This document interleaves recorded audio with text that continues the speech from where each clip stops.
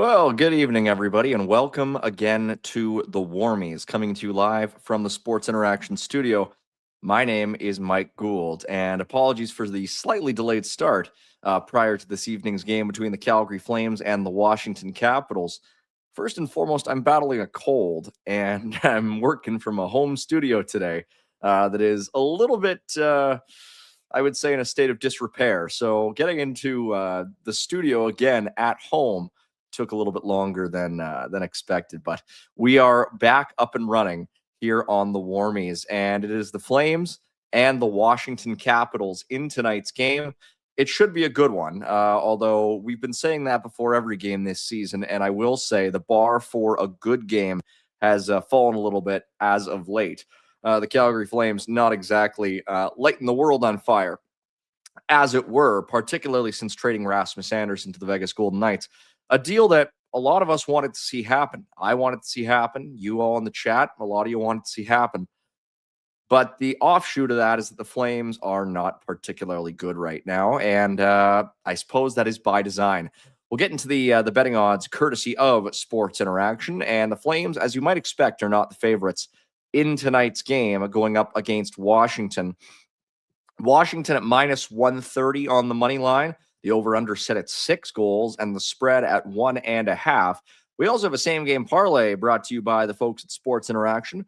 If Alex Ovechkin records an assist and the Capitals win the game, that parlay will pay out at plus 180. So not a bad little line there from the good folks over at Sports Interaction, where every game is your game. From puck drop to overtime, you can bet with Canada's homegrown sportsbook, 19 plus. Please play responsibly. The Calgary Flames going up against Washington tonight, and fair warning, this might be a shorter show than usual. Not only because I have to do 2 shows tonight, but also because I don't know if you can tell, but my throat is just revolting against me on this Friday evening. It's going to be a bit of a phlegmy Friday. It's cold out. I mean, Brad's 2041 pointing that out in the chat. We had a beautiful looking January form in there for us for quite some time. And here we are in the last week of the month, and we're back to Siberia-like temperatures. It's not ideal.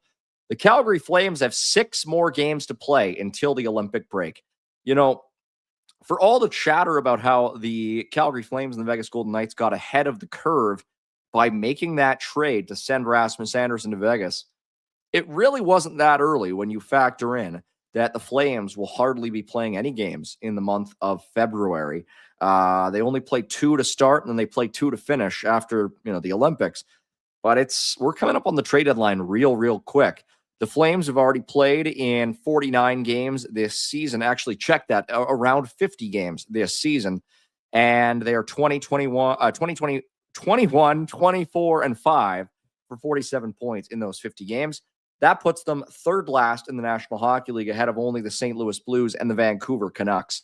So a lot happening on the out of town, a lot happening in Calgary these days, and a lot of talk about which teams might be looking to make some additions in the weeks and months to come. The one that I'm really interested in, and I forget if I've mentioned this on another show. I might have mentioned it on the Afterburner show. The Buffalo Sabres are a team that I am just following so closely right now. A team that has done so well in recent weeks. They've won 21 of their last 30 games. They're just all over the map as far as their defense to a certain degree. They've been relying so heavily upon basically 4 guys on defense, and the number 5 and the number 6 positions have been a little bit up for grabs, especially with Michael Kesselring being injured for much of the season to date. So it is a really interesting one as we move forward here with Jacob Bryson sustaining an injury in Montreal the other night. The Sabres need perhaps another defenseman. I wonder if that is the opportunity that the Flames need to move on from one of their depth defensemen. Joel Hanley, Braden Pahal, Zach Whitecloud, perhaps. It just seems to be a fit there, and I'd like to see any of those guys get some opportunities to play maybe on a contending-ish team. The Buffalo Sabres maybe not a hard and fast contender just yet, but they sure are pretty good right now. Again, they've won 21 of their last 30 games.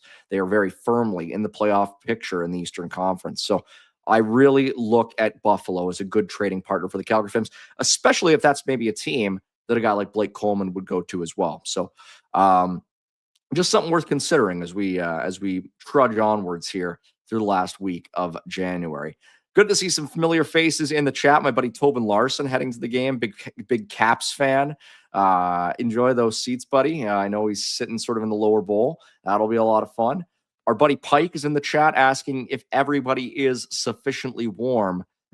Honestly, Pike, the back of my throat might be a little too warm right now. I've got my buddy Coca-Cola Zero Sugar right here with me. Not a sponsor, but this is going to be helping me through the show tonight. Can Trader asking maybe Red will play, come out of retirement to play for them. Hey, he played at that charity game at the Saddledome last night, and from all accounts, not a whole lot of rust on Rhett's legs. He's a pretty darn solid player, even at his advanced age. And boy, it's advanced all right.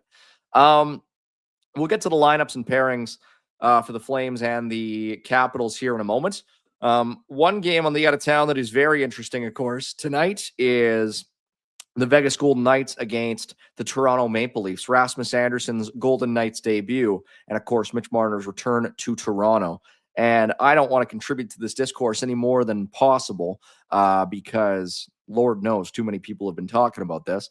But after 2 periods of play, Vegas is up 4-3 at the Scotiabank Arena in Vegas, or pardon me, in Toronto. And for Mitch Marner and Rasmus Anderson, 0 points between them through 40 minutes of play. So not a whole lot happening on that front. One or a couple games that pertain to the tank tonight. St. Louis in Dallas. That game is tied at 1 after 1. Dalibor Dvorsky and Wyatt Johnston with the goals in that game. And then in Chicago, the Lightning are out shooting the Blackhawks 21-6. But after 40, it is 1-1. Ryan Green with the goal for Chicago and Nikita Kucherov with the goal for Tampa Bay. A number of important games still to come. Philadelphia in Colorado. New Jersey in Vancouver. That's going to be an interesting one. The first non-Hughes Bowl between those two teams. The Sharks hosting the Rangers. The Rangers could sure use a win in the worst way. And Seattle playing host to the Anaheim Ducks on this Friday evening in the National Hockey League. And that'll take us to our projected lineups for these two teams. We'll start with Calgary Flames up front, where it appears, not evident on these lines, but it appears we will be seeing Jonathan Huberdeau back in the lineup for the Flames in today's game.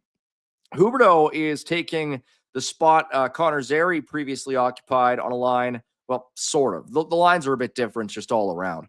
Huberdeau is now playing with Nazem Kadri and Matt Coronato. Marty Pospisil on a line with Connor Zary and Matt Vegridin. Yegor Sharangovich with Michael Backlund and Joel Farabee. And Morgan Frost down on the fourth line with Ryan Lomberg and Adam Klapka. And Morgan Frost is one of a few Flames players who has gone completely ice cold as of late.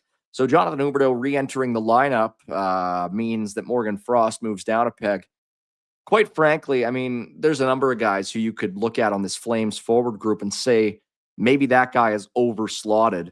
Matt Coronato playing with Huberdeau and Kadri. Coronato has had a real rough go the last 4 to 6 weeks. But of course, the same can be said for Huberdeau. The same can be said for Farabee. The same can be said for Frost. I'm not sure if there is a more low-event player on this Flames roster right now than Joel Farabee. Basically, nothing happens at either end of the ice when he is out there, which is not necessarily a bad thing, but it also just means, it's sort of self-evident. Nothing happens when he's on the ice.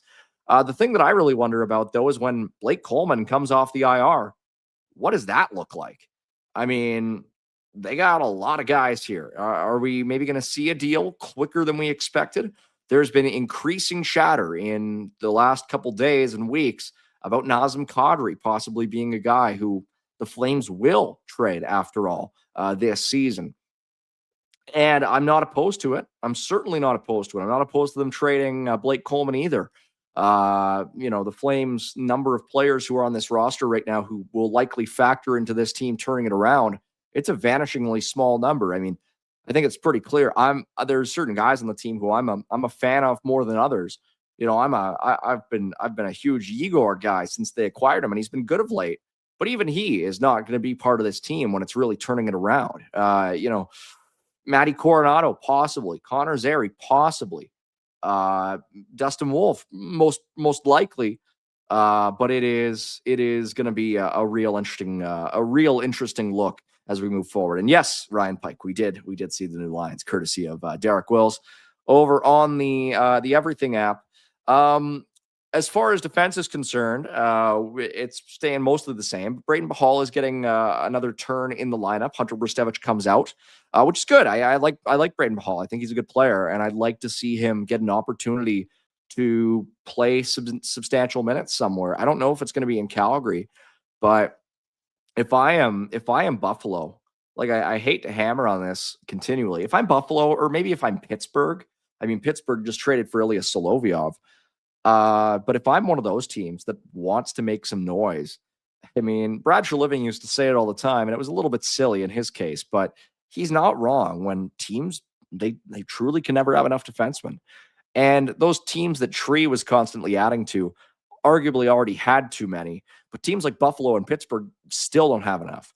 So I think it's cool to see Pahal back in. I think he's a very capable NHL player. He's not represented on this graphic. He's going to be playing with Joel Hanley on the Flames' third pairing tonight. The other two pairings we expect will remain the same for the Calgary Flames. The interesting thing for me today is what the power play is going to look like, because Hunter Brustevich is not playing for the Calgary Flames today, and he's been anchoring the number one unit for the last few games since Rasmus Andersson was traded. And the thing to me that's very interesting is, with Mackenzie Weegar's struggles this season, and there's no disputing that Mackenzie Weegar's struggled, there's no real obvious candidate now in this lineup to play on the number one unit. There really isn't. I mean, do you go with 5 forwards? Like, it's really tricky. I almost wonder if you just go with Zach Whitecloud. I mean, he has been playing in a more up-tempo system. He's not necessarily an offensive guy, but I could see, he's got a decent shot. Can Trader's right. It doesn't really matter. They don't create a whole lot as it stands, but still, I mean, it's going to be interesting to see who they put out. I mean, realistically, who right now on the Flames at any position is hot? Really, like, say it in the chat. Who you think is hot on the Flames right now offensively? It's basically Zary and Sharangovich, and that's maybe Michael Backlund. That's it. Like, and Backlund is not really a power play guy. Gridden, not a bad answer. I mean, he's been good since coming up. I like to see him on the power play for sure. But really, I mean, they don't really have 2 power play units worth of reasonable picks to play there right now. So screw it at this point. I just put Zach Whitecloud on there and call it a day. Like, give me a top unit of Zary, Igor, Coronado, Gridden, and Whitecloud, and just see how that does. Because right now, Huberdeau, Kadri, Frost, Farabee are all playing so poorly offensively that I would rather just go with those guys. So yeah, that's just my thought. I like this question coming in from Yomar 2000 saying, realistically, what's the maximum number of players they'll trade away, including depth guys? Well, they've already traded Rasmus, so I think you have to count him. But maybe if you're just going with the guys who are still on the roster, I think one of Coleman and Kadri moves. I think one of the group of depth defensemen moves. So Whitecloud, Hanley, Pahal. I mean, the thing with those 3 guys is that none of them are urgent moves. They've all got term remaining, but by the same token, you do need to free up space. Zane is coming back up. Brustevich is already being scratched. And yeah, with Whitecloud coming in for Rasmus, it just exacerbates the need to get somebody out of there. So I think at least one of those depth guys goes on the defensive side of things. I would keep an eye out for Ryan Lomberg as well. I think that's a very realistic candidate to move for the Flames up front, just as a depth piece for a team out there, considering that's a guy who, rightly or wrongly, GMs will covet because of his Stanley Cup ring. and his veteran experience and savvy. So those, I would sort of say maybe 3 guys, 3 or 4. That would be my guess as to who gets traded before now and the end, or between now and the end of the season. One of Coleman and Kadri, one of the depth defensemen, and maybe Ryan Lomberg as well. So that's my look at things. Let's have a look at the Washington Capitals. A good team, although not as good as they were last year. They've had their struggles of late. But this might be Alex Ovechkin's last turn on the Scotiabank Saddledome ice, playing on a line with Nick Dowd and Ethan Frank. To know if I would have predicted that at the start of the season. Top line for this Caps team in tonight's game is going to be Dylan Strome with Connor McMichael and rookie Ryan Leonard. And the second line, a pretty good one, Justin Sordiff, who has been very hot of late, between Tom Wilson and Alexi Protas. And then Anthony Beauvillier, Tito himself, with Hendrix Lapierre and Brandon Duhaime on the fourth line for the Capitals. On the back end for Washington, it's still Jacob Chikrin's show. He's playing with John Carlson on a very offensive-minded top pairing for Washington. Matt Roy with Martin Fehervary on the second pairing, and Rasmus Sandin with Trevor Van Riemsdyk, TVR, on pairing number 3 for Washington. The Caps are not in a playoff spot as it stands. They're one of a number of sort of perennial playoff teams outside the picture right now. We look at the Eastern Conference. Buffalo and Pittsburgh and the Islanders and Boston have all sort of crept into the picture, and that has displaced a number of regulars. Detroit is in there as well. Toronto's on the outside looking in. Florida's on the outside looking in. New Jersey, Washington, and Ottawa, all playoff teams last year on the outside looking in. So it's a very different look for the Eastern Conference this year. Washington is far from out of it, though. They're 24, 21, and 6. If they were in the Western Conference, they would be a playoff team. So it's not like they're a bad team. They're a good team. It's just the nature of the NHL this season really changing the game for a lot of these teams. Alex Ovechkin always has been one of my favorite players. Really grew to appreciate him sort of as he began his second act in his 30s, and became, the player that we all sort of followed along and cheered for in that 2018 Stanley Cup run, and really showing no signs of slowing down. He's got 20 goals in 51 games this season. He should end up, he already has ended up with another 20-goal season. My guess is he'll probably end up with another 30-goal season, which would mean, 30 goals in every single year of his career except one, and that was the COVID-shortened year where he still scored 24 in 45 games. So a very impressive player for the Capitals, even at his age. It's still an interesting roster to me. They've got guys on that team who are underperforming a little bit. Hendrix Lapierre in 48 games this year has 0 goals.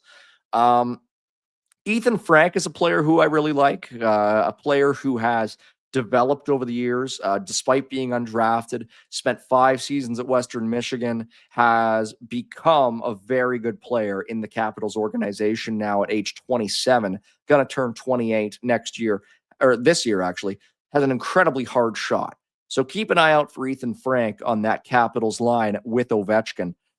He's an impressive player.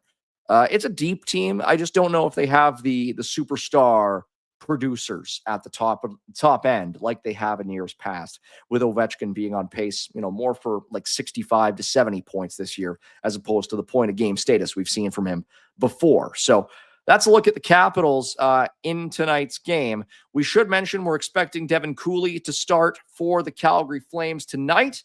Devin Cooley, of course, has been excellent this season for the Calgary Flames. I think one of the most surprising goaltenders in the entire National Hockey League with his performance this season. So Devin Cooley will get the nod for the Calgary Flames in tonight's game. So folks in the chat, and by the way, sorry, I forgot, for the Washington Capitals, it will be their Calgary product, Logan Thompson, between the pipes in today's game. Logan Thompson is 17-15-4 with a .913 save percentage in 36 games this season. So there's a look at the lineups for both these teams. This is kind of interesting. Seeing some Jake Bean chatter in the comments today. Haven't heard that name in a while. Jake Bean, 27 years of age, in the final year of his contract with the Flames, not really expecting to see Jake Bean back this season. We haven't heard anything as far as a concrete timeline, but he underwent surgery in December. He has not played since December the 6th, is sort of expected to be out indefinitely. So I'm not really anticipating more of Jake Bean for the Flames this year, but could always be surprised. So there's a look at Jake Bean. We'll pull up one of our props from the good folks over at Sports Interaction for tonight's game between the Capitals and the Calgary Flames. Anytime goal scorer and first goal scorer. The first goal scorer always has slightly longer odds, but wouldn't you know it, Alex Ovechkin is number one in the odds on both sides here at plus 175 for anytime goal scorer and plus 1,200 for first goal scorer. Funny to me, though, that the Capitals have 4 of the 5 players for both of these props. Nazem Kadri, the only Flame in there for both. 4 Capitals out of the 5 on both lists. Ovechkin, Tom Wilson, Dylan Strome, and Alexi Protas. So a couple of different options for you there over at Sports Interaction. They got tons of props. They got tons of markets. They're truly the best in the business. It's a great spot to go if you're looking to put a little bit more skin in the game. But remember, it is 18 plus. Please play responsibly. And one more time, every game is your game when you bet with Sports Interaction. Head on over to sportsinteraction.com/FlamesNation. Well, we've reached the top of the hour here in Calgary, Alberta, mere minutes away from opening puck drop between the Calgary Flames and the Washington Capitals. Once again, my name is Mike Gould. I'll be back with you on the post-game show, the Afterburner show with our friend Cami Kepke. We're both going remote, as apparently there's some painting going on in our studio down in Marteloup. So for tonight, this is the Sports Interaction studio, and it's been my pleasure to ride along with you on this Friday evening. Enjoy the game, everybody, and enjoy the entire slate in the NHL. One more time, we'll just sort of run you through the games on the docket tonight. The third period just about to begin in Toronto. It's still 4-3 for Vegas over the Leafs. The Blackhawks and Lightning still tied at 1 early in period number 3. St. Louis and Dallas still tied at 1 after 1 in Dallas. And then Philly in Colorado, the Canucks hosting the Devils, the Sharks taking on the Rangers at the Shark Tank, and the Seattle Kraken playing host to the Anaheim Ducks. All those games coming later tonight. And just before we hop off here, we should mention as well, North Dakota taking on Arizona State in NCAA action tonight. Of course, the unfortunate news, Cullen Potter is done for the year for the Arizona State Sun Devils, undergoing surgery, not expected to return for the Sun Devils for the rest of the season. But it will be Cole Reshny and Abram Wiebe and Cade Littler in action for the Calgary Flames prospects in that game. One other game that already went final earlier today, it was Quinnipiac putting up a 5 spot on their opponents. Ethan Wittenbach had a goal and an assist in a 5-1 win for Quinnipiac over Sacred Heart. So some stuff worth keeping tabs on in the NCAA stuff. North Dakota and Arizona State projected to go live, again, just in minutes. That game happening at Mullet Arena in Tempe, Arizona. And one more just for you out there. Penn State taking on Wisconsin tonight. Gavin McKenna playing in that game. He does not have any points. Neither does Flames prospect Luke Misa just yet. It is 2-1 Wisconsin midway through the second period of that game in the NCAA. One more time, my name is Mike Gould. For my producer, Mike, out in Toronto, this has been another edition of Sports Interaction's very own show here on Flames Nation, the Warmies. Hey, buddies. Thanks for watching. We appreciate it. Also, if you could throw in a like and subscribe, it does help us out with what it is we are doing. And check out more at Flames Nation.